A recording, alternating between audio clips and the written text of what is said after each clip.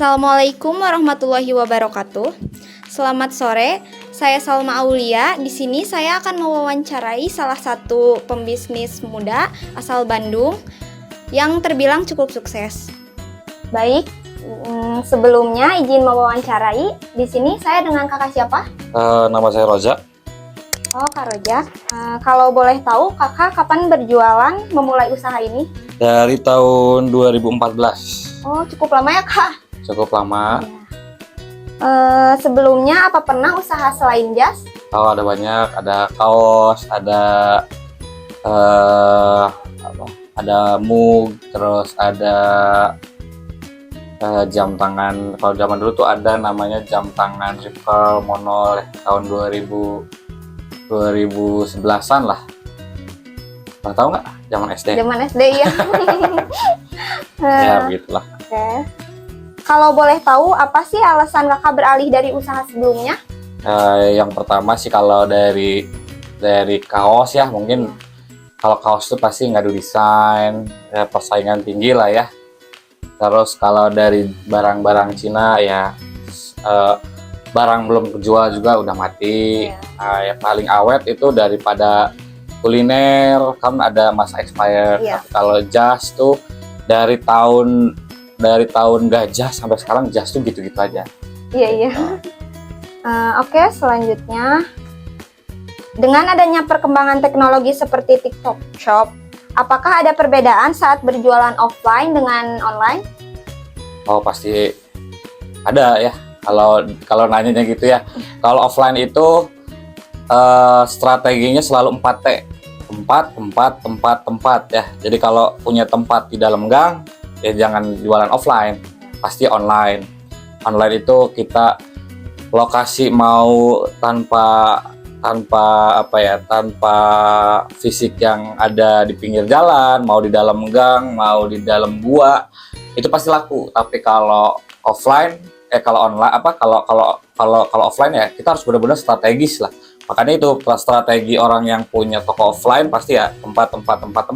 Iya. Gak ada lagi selain tempat kalau strategi dari offline gitu. Kalau online kita mau diem di dalam gua gitu ya, gua Batman misalnya pun, itu tetap ada penjualan. Itu bedanya. Apalagi waktu didongkrak sama TikTok Shop Live ya. Itu tahun 2021 tuh pas masa-masa Covid.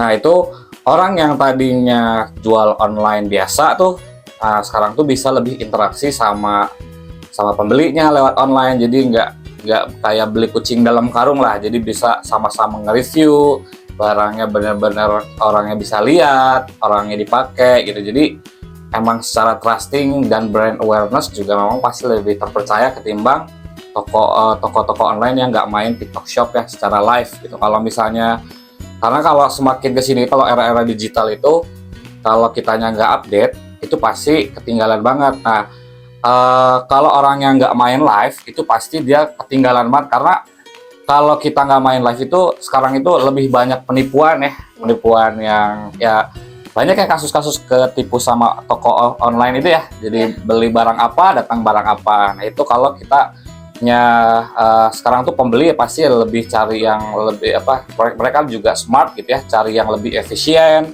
yang terpercaya ya, dan itu salah satunya lewat TikTok Shop.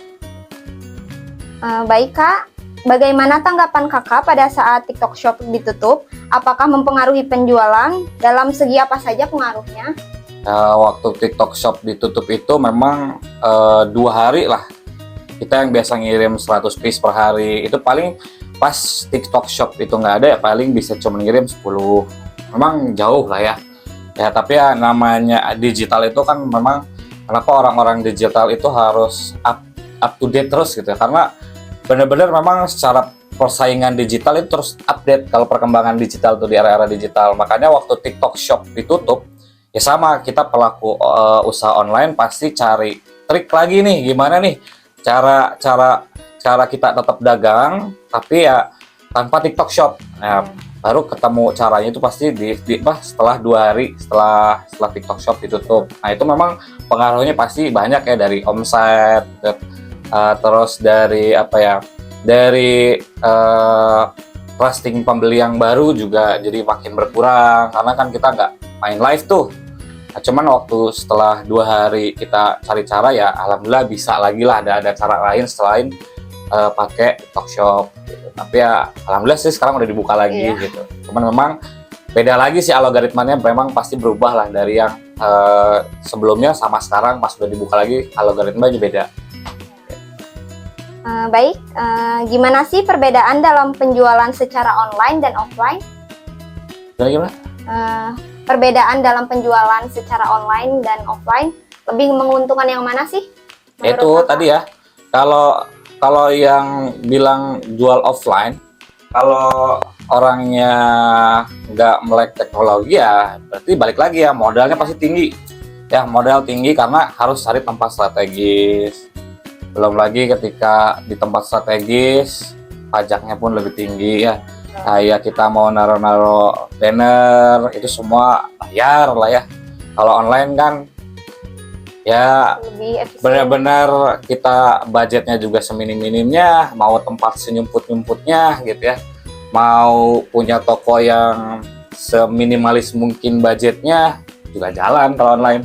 Tapi kalau offline ya kita harus benar-benar bikin tokonya berkesan. Ini kan kalau kita datang ke Cimol aja, ke Cimol sama kita ke mall kan beda ya secara display. Nah, itu juga kan budget lagi. Itu pasti orang-orang yang ngejar offline memang secara brand awareness memang pasti tinggi ya. Cuman balik lagi kalau zaman sekarang tuh udah era digital, orang tuh udah tinggal klik barang datang lah. Nah, kalau offline tuh ya orangnya harus keluar, ditambah lagi akses macet, misalnya akses banjir dan sebagainya, itu juga jadi penghambat lah. Jangankan itu ya, datang hujan aja, kalau orang-orang yang lagi pameran tuh bubar karena nggak ada tuh orang-orang yang mau datang ke stand pameran di saat hujan gitu. Memang kalau offline tuh memang gampang susah lah, dan modal juga tinggi, beda jauh lah sama online. Online mah nggak punya apa ya, kasarnya kita cuman punya akun ya, selesai lah semua masalah, bisa tetap jualan.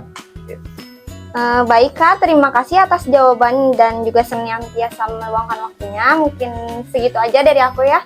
Makasih. Oke, sama-sama. Mungkin cukup sekian wawancara dari saya. Saya Salma Aulia pamit undur diri. Terima kasih. Wassalamualaikum warahmatullahi wabarakatuh.